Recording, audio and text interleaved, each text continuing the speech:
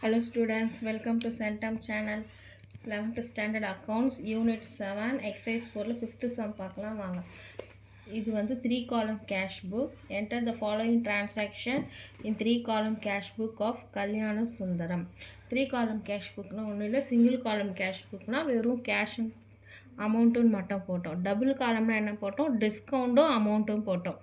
Triple காலம் 3 காலம்னும் போது அது கூட டிஸ்கவுண்ட் கேஷ் ப்ளஸ் ஒரு பேங்க்குன்ற ஒரு காலம் எக்ஸ்ட்ரா வரும் நமக்கு, அவ்வளோதான். இதை போட்டிருக்கேன் பாருங்கள். இதுக்கு இந்த book of mister Kalyana Sundaram cash book 3 காலம் போட்டு இந்த சைட் டெபிட், இந்த side credit, date receipts, ledger folio, discount allowed, cash bank. இந்த டிஸ்கவுண்ட் அலவுட் கேஷ் பேங்க்குக்கு மேலே அமௌண்ட்டுன்னு எழுதிட்டு அந்த அமௌண்ட்டு கீழே இந்த 3 காலம் வரணும். அதேமாதிரி date, payment, ledger folio, discount received, ஓகேங்களா, கேஷ் பேங்க் மேலே வந்து இது மூணுத்துக்கு சென்டரில் நமக்கு அமௌண்ட்டுன்னு வரணும். ஓகேங்களா, ஃபஸ்ட்டு ட்ரான்சாக்ஷன் பாருங்கள். ஒன் பை ஒன்னா balance in hand. Balance in ஹேண்டுனா எப்போவுமே நம்ம என்ன பண்ணணும், பேலன்ஸ் இன் ஹேண்ட்னா டு பேலன்ஸ் ப்ராட் டவுன் அப்படின்னு போட்டு ஏன் கேஷ் இன் ஹேண்டுன்னு கொடுத்துருக்காங்க. அப்போ கேஷில் 42 ஃபிஃப்த்து சம்மா balance in hand. Balance in ஹேண்டுன்னும் போது கேஷ் வந்து நமக்கு எவ்வளோ 42,500. அதே நெக்ஸ்ட் என்ன கொடுத்துருக்காங்க, பேலன்ஸ் அட் பேங்க்கு கொடுத்துருக்காங்க. பேங்க்கில் பேலன்ஸ் இருக்குது, அதே டூ பேலன்ஸ் ப்ராட் டவுனில் பேங்க்கில் 35,000 போடணும். ஓகேங்களா, next received cash for sales. Cash sales பண்ண கேஷை ரிசீவ் பண்ணுறோம். ரிசீவ் பண்ணால் எதில் போடணும் சொன்னால் ரிசிப்டில் போடணும். ரிசீவ் பண்ணால் ரிசிப்டில் போடணும். நம்ம பே பண்ணால் பேமெண்ட்டில் போடணும். அப்போ 3ன்னு போட்டு நம்ம கேஷை ரிசீவ் பண்ணுறோம். எதுக்காக சேல்ஸ் பண்ண கேஷை ரிசீவ் பண்ணுறோம். அப்போ டு சேல்ஸ் அக்கௌண்ட் கேஷை தான் ரிசீவ் பண்ணுறோம். அதனால் கேஷில் 15,700 போடணும். நெக்ஸ்ட்டு பாருங்கள், நெக்ஸ்ட் இது நல்லா பாருங்கள். Next entry cash paid into bank. பேங்க்குக்கு நம்ம கேஷ் பே பண்ணுறோம். இப்போ கேஷ் வெளியே எப்பவுமே சொன்னால் கேஷ் உள்ளே வந்தால் டெபிட்டு, கேஷ் வெளியே போனால் கிரெடிட்டு. இப்போ கேஷ் வெளியே போகுது கிரெடிட்டு.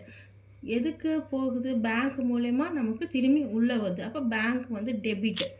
பேங்க் மூலயமா கேஷ் உள்ளே வருது டெபிட்டு, கேஷ் வெளியே போகுது கிரெடிட். இப்போ bank account debtor to cash, bank account debtor to cash, இல்லை cash account debtor to bank. இது எப்படி இருந்தாலும் இந்த என்ட்ரி பேர் கான்ட்ரா என்ட்ரின்னு சொல்லுவாங்க. ஓகேங்களா, 3 காலம் கேஷ் புக்கில் இந்த என்ட்ரி பேர் கான்ட்ரா என்ட்ரின்னு வாங்க. இப்போ கான்ட்ரா என்ட்ரின்னு வந்ததுன்னா நம்ம டெபிட் சைட்லேயும் என்ட்ரி போடணும், அதை ரிசிப்ட்ஸில் என்ட்ரி போடணும், பேமெண்ட்லேயும் என்ட்ரி போடணும். இப்போ நம்ம ரிசிப்ட் சைடில் எப்படி போடுவோன்னா, ரிசிப்ட் சைடில் வந்து bank account debtor to cash தானே இருக்குது. பை பேங்க்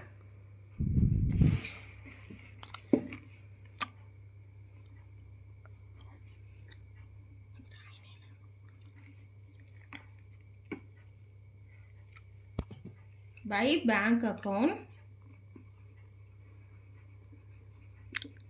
ஓகேங்களா, எவ்வளோ இருக்குது பாருங்கள், 15,700 சாரி 15,700 11,500 பை பேங்க் அக்கௌண்ட்டுட்டு கேஷில் 11,500 போடணும். ஓகேங்களா, அது டூ சேல்ஸ்ன்னு இருக்குது பாருங்கள், சாரி டூ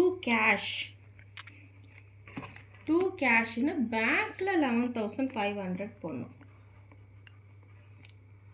ஓகேங்களா, இதுதான் கான்ட்ரா என்ட்ரியோட ப்ரொசீஜர். போட்டுட்டு இங்கே லெட்ஜர் ஃபோலியோ இருக்குது பார்த்தீங்களா, அங்கே வந்து சீன் போட்டு கொட்டேஷன் போட்டுக்கோங்க.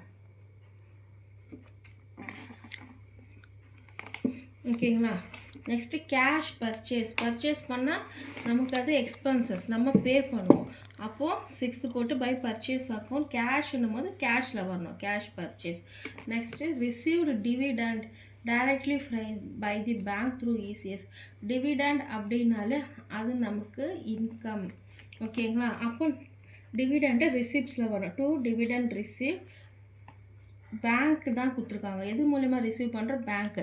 அப்போ பேங்க்கில் 2,000 Pongal advance to staff paid through Pongal அட்வான்ஸ்க்கு ஸ்டாஃபுக்கு கொடுக்குறோம், பேங்க் மூலயமா கொடுக்குறோம். அப்போது பொங்கல் அட்வான்ஸ் நம்ம தானே கொடுக்குறோம், அப்போ நம்ம பே பண்ணுறோம். அப்போ பேமெண்ட் சைடில் 10 பொங்கல் அட்வான்ஸ் அக்கௌண்ட் 17,000 பேங்க்கில் போடணும், ஏன்னா பேங்க் மூலயமா தான் பே பண்ணுறோம். அடுத்தது ரிசீவ்டு கேஷ் ஃப்ரம் நாகராஜ் கிட்டது கேஷ் ரிசீவ் பண்ணுறோம். அப்போ ரிசிப்ட் சைடில் 12ன்னு போட்டு டு நாகராஜன் அக்கௌண்ட் 11,850.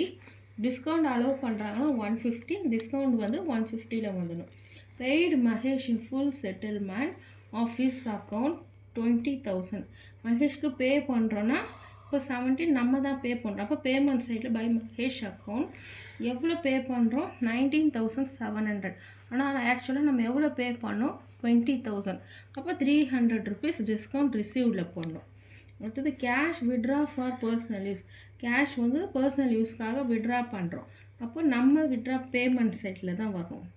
நம்ம பர்சனல் யூஸ்க்காக நம்ம எடுக்கிறோம்.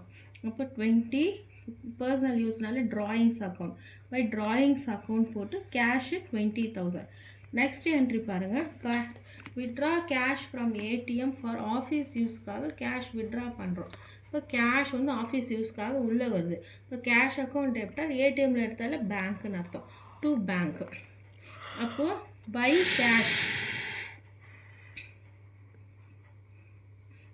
கேஷ் அப்படின்னு பேங்க்கில் 1,500 எழுதிக்கணும். நெக்ஸ்ட்டு டு பேங்க் அப்படின்னு கேஷில் 1,500 எழுதிக்கணும். இது கான்ட்ரா என்ட்ரின்னு இங்கே கூட நம்ம ரெண்டு சைடுமே கான்ட்ரா என்ட்ரின்னு நம்ம என்ட்ரி கொடுக்கணும், என்ட்ரி போடணும் சிசின்னு. ஓகேங்களா? இப்போ நம்ம பார்த்தோம்னா இந்த side discount allowed, discount received, இந்த சைடு 150 இருக்குது, இந்த சைடு 300 இருக்குது. அதை அப்படியே முடிச்சுக்கலாம். இந்த சைடு பார்த்தோம்னா கேஷ் வந்து 71,550 வருது. இந்த சைடு பார்த்தோம்னா கேஷ் வந்து நமக்கு எவ்வளோ கம்மி ஷார்ட்டேஜ் ஆகுதுன்னா 6,050 rupees ஷார்ட்டேஜ் ஆகுது. அப்போ அந்த மந்தோட லாஸ்ட் டேட் போட்டு பை பேலன்ஸ் கேரி டவுன் இங்கே 6,050 போட்டு 71,550 டேலி பண்ணிடும். அதே மாதிரி பேங்க்குக்கும் நம்ம டேலி பண்ணலான்னு பார்த்தோம்னா இந்த சைட் 30,000 rupees கம்மியாக வருது. அதே மாதிரி அதே பேங்க் பேலன்ஸ் கேரி டவுனில் 30,000 rupees இங்கே ஆட் பண்ணி 48,500 போட்டுக்கிறோம். இப்போ இது ஜான்வரி மந்த். பிப்ரவரி மந்த் ஃபஸ்ட் டேட் போட்டு டூ பேலன்ஸ் ப்ராட் டவுன் போட்டு கேரி டவுன் பண்ண ரெண்டு அமௌண்ட்டு கேஷ்க்கு என்ன அமௌண்ட் கேரி டவுன் பண்ணோம், பேங்க்குக்கு என்ன அமௌண்ட் கேரி டவுன் பண்ணுவோம், அந்த அமௌண்ட் எடுத்து எழுதிக்கணும். இதுதான் 5th சம். நோட் பண்ணிக்கோங்க.